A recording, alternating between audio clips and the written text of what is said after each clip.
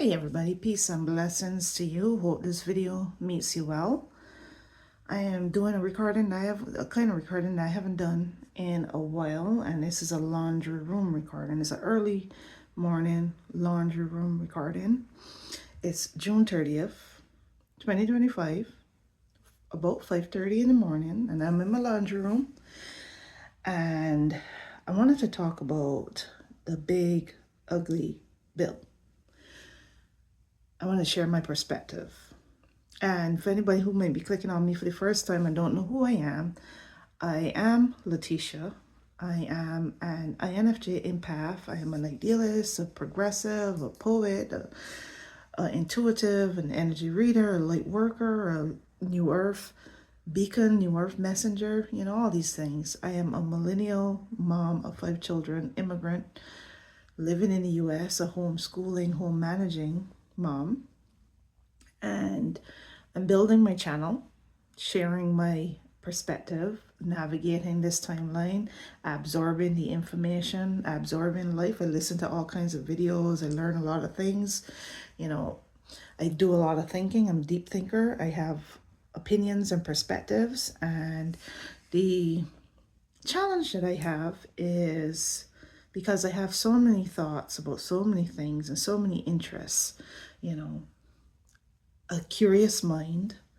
My challenge is always to learn how to communicate things clearly, how to not be all over the place, how to focus my thoughts and my mind on what I want to talk about and try to get those words out. So like I said, the purpose of this laundry room video is I want to talk about the big ugly bill. I spent a lot of the weekend doing something that I haven't really done a lot of in a long time, which is, doing a little bit more scrolling and consuming than I normally would. Going on Blue Sky, going on Substack and reading and trying to understand what is happening, trying to get a gist of what is going on, trying to get a gist of what I need to know, hearing other people's perspectives, hearing a little bit about the things that are going on, reading the energy. And it isn't good energy. It isn't good energy. And the reason that I cannot do it as much as I used to before the shift, before this guy became president for the second time, the reason I can't do it the way I used to is because as an empath, as an INFJ, as everything that I am, when I absorb a negative energy, it affects me in a very, very negative way, and it weakens me. It weakens me, it weakens my spirit, it weakens my faith, it weakens my resolve, which it does for everybody. But I have consciously decided that I don't want to let that happen, because I know that that is the goal, that is the intention. That is what these people of this dark force, this dark energy, these representatives of darkness, these empty soul people that are a part of this energy, part of that Trumpism energy. That is what they want us to do. They want us to be paralyzed with fear. They want us to feel hopeless. They want us to feed on that negative energy, because I believe, and I've said this numerous times, that that is their food. The egregore of negative energy that it produces, in whatever way, whether it be fear or regret or guilt or anger or frustration or hopelessness. All that negative energy is food, and it all goes in to that egregore, a word that is now a part of my vocabulary only recently. It goes into that. It creates this, big, whatever ball, whatever the descriptive word is, but this egregore of negative emotion that they feed off of, and that empowers them. And I don't want to be a part of that. I don't want to be a part of their food. I don't want to be a part of that. So I protect myself by consuming less and creating more. But this weekend, I consumed a little bit more than usual, especially in the political realm, because I was interested in what was going to happen in relation to this big, ugly bill. Because from my understanding of this big, ugly bill, from what I am understanding and what I get from it, it is an attack. That's how I see it. I perceive it as an attack. An attack on my family, an attack on us, the people, an attack on the people. It is a declaration of war, in my opinion. It is a war on the people. It is taking everything away all at once. It is stealing all of it all at once. How I see it is it's going to be a really rough summer if they get what they want, if they're empowered in that way, especially if the funds into the immigration part of it, you know. I saw this quote from the so-called border Cesar or whatever, like, the same guy, don't remember his name, I think it's Tom, and I think he's a border Cesar or some freak like that. I saw this quote on Blue Sky where the same guy that talked about the fact that he would, instead of separating families, he would just deport everybody, deport the entire family. And he says it so brazenly and so like, I'll just deport everybody, I saw this quote.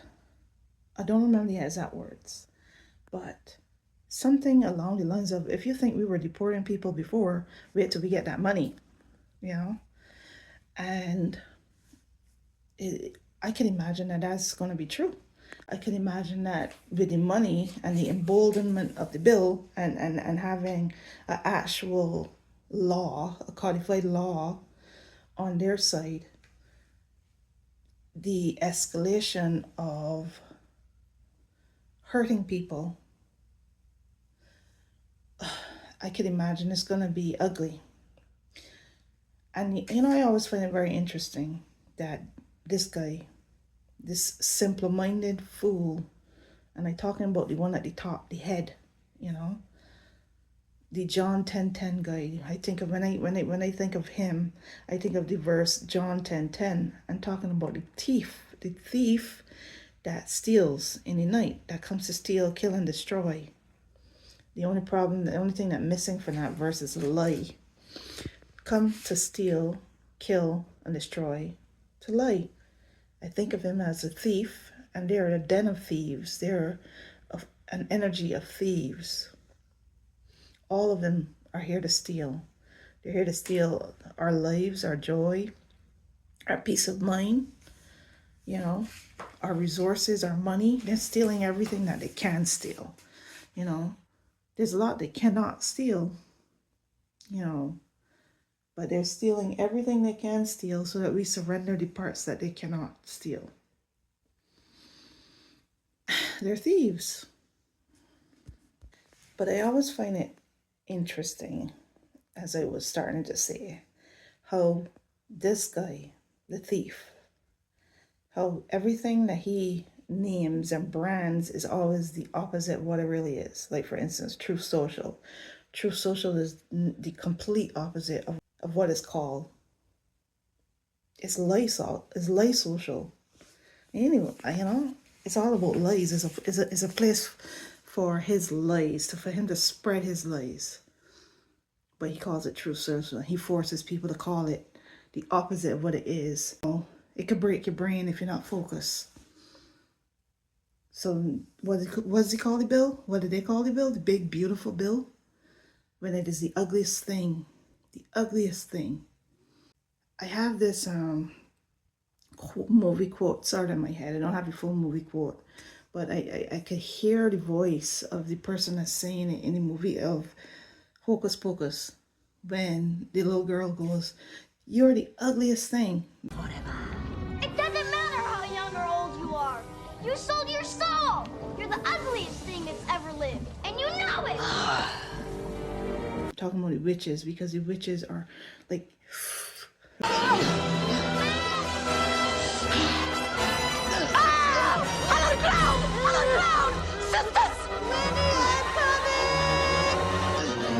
which I again, that the movie Hocus Pocus, when the witches are like, you know, sucking in the souls of the children, you know, that is how I picture it, with it these people feeding on the egregore of negativity that they are creating, the egregore of suffering and despair and fear and anxiety and all those negative emotions they're creating by the things that they are doing. And I always say that's a vision in my head. I see it from that movie. And in that movie, the little girl says, "You don't matter what you do." I don't remember the exact words. I'm probably gonna put it on the thing. No matter what you do, you know, because they think that they're sucking any souls to make themselves youthful and young again. You're still gonna be the ugliest thing. This bill is the ugliest thing, the ugliest thing that the American government probably has ever unleashed on its people. The thief, he is the right person for the right time, because he is the one that is so cold and so cruel and so heartless and so empty and so stupid, so ignorant, so egotistical and narcissistic, and so all of everything that is the worst of us, everything that is the worst of all human beings, our most ugliest sides. He is all of it in one body, and he is the right one. He is the right one who had the guts to do all the ugly things that all the ugly people in this country ever wanted to see done to other people. All the ugly hearts that always wanted to cause harm to so many people, always wanted to do certain things. He's the one. All you gotta do is be able to suck up and lie good enough to stay viable the whole time, to not get on his bad side, to don't disobey, don't defy, don't argue, don't get out of line, don't disagree, you know, toe the line, and you're good. You're good. You're good. You know, what I know from my observation, and what I'm surprised that these idiots don't know, is that there's always going to be a line that you can't cross, and you're always going to get to it. You know, there's always going to be a line in which you don't fall into place and you don't fall into line, and you will fall out of favor. You always get there. So anyway, they make you say, he makes you say things that are the opposite of what he's doing. Make America great again. That is not what he's doing. He's not making it great again. He's making it the ugliest thing. He is revealing to the world the American arrogance. He's revealing to the world all of the under the rug, hidden, hidden, unhealed things about America. All the flaws, all of everything that people never liked about the country. He bringing it out and showing it for revealing it to everybody, the entire world. Isolating the country, making it a bully, showing the world what kind of bully America could be. How you could turn a supposedly country that stands up, supposedly, from what we have all, from what many people thought it was, like, that stands up for the little guy, stand up for democracy, a country that stands for democracy and stand with what's right, and turn it into a bully, turn it into the bad guy, turn it into one of the bad guys and one of the main bullies. That is what he has done. That is what they have done. This den of thieves, that's what they've done. So, the big ugly bill, I'm going to put on attached to this video something that I saw on TikTok, is that explains how dark and ugly and hurtful and what kind of an attack this big ugly bill is on the American people, on me, on everybody. It makes America less safe. It is stealing. They're stealing from the people everything. Like I said, everything that they can steal. Everything that people don't have to surrender. They could just take it. So that at the end of the day, people will surrender the rest of it. The people will surrender their power, surrender their freedom, surrender their faith, surrender their joy, surrender their peace, surrender the things that these people can't take. You have to surrender it. And, in order for you to surrender it, they need to make you so scared. They need to make your negative feelings so unbearable that it makes you numb. I'm going to attach it to this video, what that bill's all about. I don't know how it's going to go. I may also or may not also share a poem that I wrote to help me to process my feelings. I wrote it yesterday, about these people, about the chaos, the corruption, the destruction, the death, the everything that they're going to unleash on the people over the summer, and for however long it lasts, if this bill is passed. For the most part, I haven't been feeling fear, but I felt it a little bit yesterday. Not a lot, because I have faith. My experience has led me to believe that I'm protected, my family is protected. But I do know that this bill makes us less safe. We're less safe. It's an attack. It is an attack on the people. It's an attack on the family. It's a declaration of war. And I just cannot believe, as somebody who has watched the historical documentaries of the World War II and Hitler and all that, I can't believe that we are actually going there again. That these people are actually trying to make us go there again. Well, we don't even have to this time. We didn't have to any time, but we really, really don't have to this time.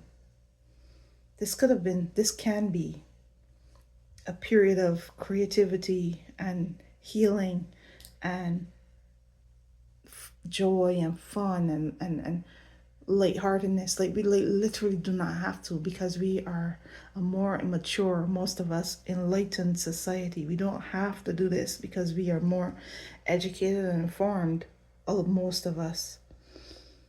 And we know what this kind of shit leads to. We know what this kind of energy leads to, and it's so freaking unnecessary. But we got way too many people in this society right now that are so stupid and so cold and empty and cruel that they're willing to destroy all of us for their hate and their emptiness. When I think of it, I just, the kind of energy I envision in my mind is from a story, the Grumpy Ladybug by Eric Carle. I think of that story, and I think about the Grumpy Ladybug, and I think about there's a ladybug that is just peacefully eating the aphids, off of the leaves, enjoying the night, being at peace, eating the aphids. Then this Grumpy Ladybug comes and says, "This leaf is not big enough for both of us. This, you gotta go. Or you want to fight? Like, I'm gonna fight you. You need to go." And the grumpy ladybug, and the ladybug, the friendly ladybug was like, "Okay, if you want to fight." And from the time the grumpy ladybug heard that, the grumpy ladybug was like, "Nah, you ain't big enough." And then he went picking fights and picking fights and picking fights with bigger and bigger and bigger and bigger animals, until he got to a whale that smacked his ass, to kingdom come. The whale was so big that the whale couldn't even hear this stupid little ladybug that trying to fight with it. And it smacked it. And by the time we got to the end of the book, the ladybug was so worn out because it tried to fight with everybody. And it kept picking fights with bigger and bigger and bigger entities until it met its match, until something smacked his ass. Because everything people would be like, "You want to fight?" And every animal that it said, "You want to fight?" It was, "Okay, we'll fight." And he was like, "You're not big enough." So at the end of it, the grumpy ladybug ended up right where it started, so tired and worn out. And it got to it ended with it had no choice but to share, because at the end of the day it was so tired. It took the long way to end up right back at the beginning. Whereas like the beginning is we gotta share, because we gotta share. We gotta fucking share this planet, whether you like it or not. Whether you like it or not, we fucking have to share this planet. And picking fights with everybody is not going to change that. It's just going to make you tired and worn out and take the long, hard way to end up back where we started, which is we got to share. We have to share. Because we're both here.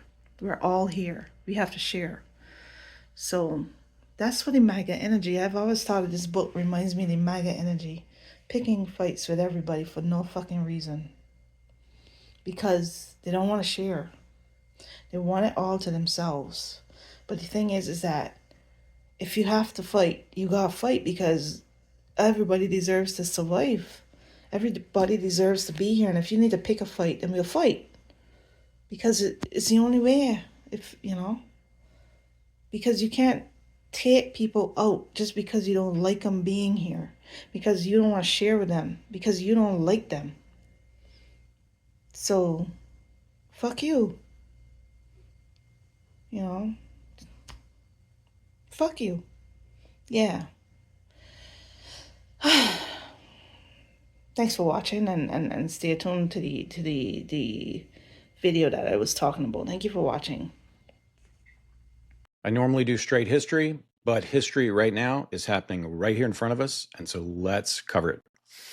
The reckoning has begun. If you think this won't affect you, congratulations, you're exactly who it's coming for. Trump voters may keep looking away, but the damage is already here. That so-called big, beautiful budget, it's not a budget. It's Project 2025 in disguise. A full authoritarian blueprint dressed up as fiscal policy, and it's about to hit you where it hurts. Let's break it down. When disaster strikes, no one's coming. Sections 80307 to 80309/climate resilience and FEMA funding. Floods, wildfire, hurricanes, no federal help. Your town will burn, drown, or blow away, and all you'll hear is silence. When your healthcare vanishes, that's in the bill too. Sections 44141, 44122, and 44131 add work requirements for Medicaid. If you miss a form, you lose coverage. If you're in a blue state, your funding gets cut.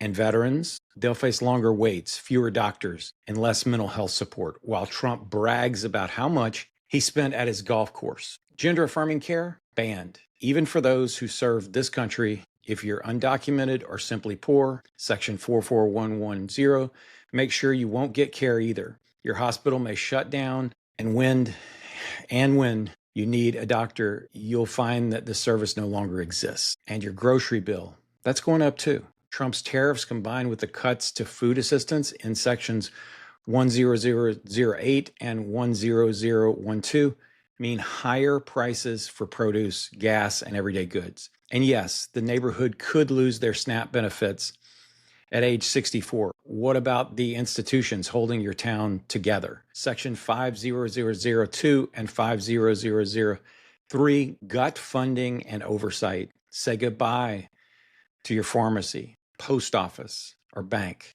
and don't expect anyone to fix it. Then there's your job. Sections 90004 through 90006 allow a massive civil service purge. You could be fired and replaced with an unqualified loyalist, and your pension slashed. Education not spared. Section 30061 bans DEI programs. Your daughter's school will stop teaching critical thinking and start teaching obedience. If she's not white, wealthy, or male, she's left behind. And the books, gone. The federal government will now decide what's woke and erase anything inconvenient, especially your history. Energy projections, repealed. protections were repealed. Sections 42108 and 42301 dismantled the clean air laws, opening the door for wildfires, blackouts, and toxic pollution. Your 401k, don't get comfortable. Wall Street doesn't like chaos, and this bill delivers plenty. Markets will tank, and your retirement fund will go with it. Section 20001 escalates Indo-Pacific conflict. Trump lights the match and your kid gets the draft notice. Section 44125 removes the LGBTQ protections and access to care. Gay, trans, and non-binary Americans denied services, expelled from school, pushed out of public life. And while billionaires get MAGA-branded savings accounts, you can't even file your taxes for free. They're cutting food, healthcare, and education to fund tanning bed tax breaks. They even slashed child tax credits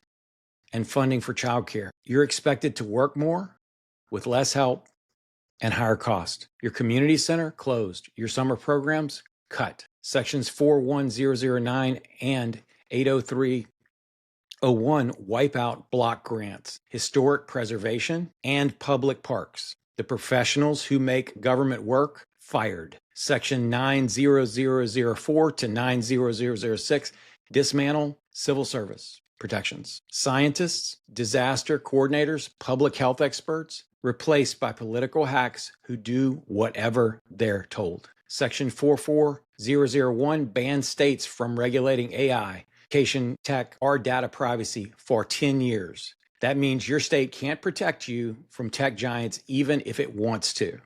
And just in case you were hoping someone somewhere might hold power accountable, Sections 50002 and 5003 and 80121 gut oversight agencies, the people who catch fraud, investigate pollution, and monitor corporate crime. They're being shut down. Even states that expanded Medicaid get penalized under the Section 44131. If your governor tried to help you, this bill punishes them for it. And Trump said it himself. I have the right to do whatever I want. This bill gives him that power using your tax dollars. This is not a warning. This is happening.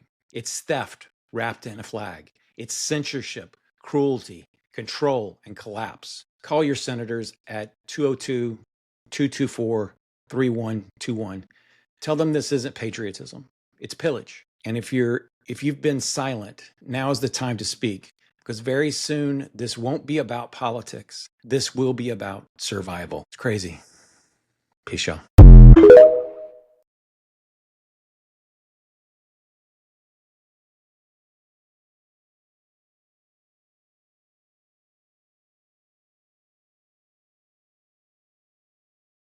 Yeah, so like I said, to me, in my opinion, that bill, that budget, is a declaration of war to the, against the people, And I honestly, I don't know what the solutions are.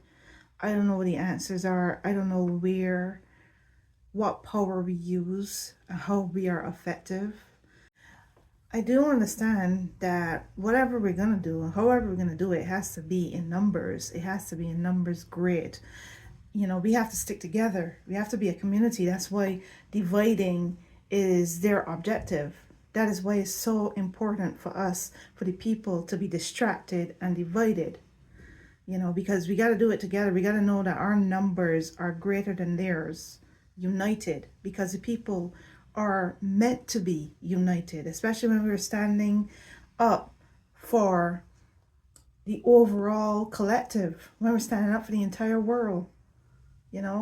We have to do it united. And they're not with us, they're against us. They're not with us, they're against us. So I'd like to share with you a poem that I wrote yesterday, to help me to process. And I haven't practiced reading it aloud, so we'll see how this reading goes. But I just want to share with you this poem. Thank you for making it this far in this video. And I'd like to ask that you subscribe, and if you're not subscribed already, and comment and engage and share like, do all the things, help my account to grow, help my algorithm, help the algorithm to help me. And let's do this thing. Let's do this thing. So let me share with you my poem. It's called Lost, Not Found, Bound, Not Free. Cruelty, chaos, corruption, lies, theft, deception, danger, disaster, destruction. John 10:10. A thief comes only to steal, kill, and destroy. The thief has come. The thief is here. And all the cowards let it steal their fear. It convinced the fools that it's wearing the finest, and they succumb to the threats and lies so willingly spineless. Are there brave ones? They are hard to be found. Their souls are trapped, their conscience bound. So the thief steals and kills. Hurting people gives it its thrills. All the powerful get out of its way, surrendering their power on a tray. Why would they do that? Attach their name to this legacy. Stealers of freedom, destroyers of democracy. Why would they lie, kill, steal, and destroy?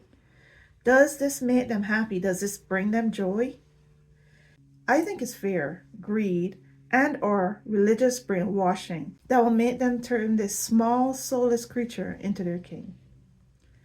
They are trying to get the people to surrender their souls. They send their army of fools, crazies, and trolls to squash out truth, joy, love, light, passion, fire. A world of darkness is their desire. They are the lost ones, never to be found. Their souls are trapped, their conscience bound, stuck in their self-made hell for all eternity, lost not found, bound not free. Some of their names will be remembered by history, attached to this darkness legacy, in the book of life for all eternity, lost not found, bound not free. Thank you for watching, and once again, don't forget to like, share, subscribe, and help me out. Help the algorithm to help me, help my account to grow. It's all about a whole bunch of stuff, not just politics. It's my observation of this timeline in all forms, spirituality, politically, geopolitically, spirituality, politically, humanity, the climate, planet Earth, my inner self, my outer self, the collective, all of it is just my observation, the lessons I learn, the things I discover, my opinions, my feelings, my ideas, and all that stuff, just wrapped up in my form of expression, creativity, and communication. So thank you for watching. I am Letitia, and this is my channel, Letitia Learns Life. Thank you for watching.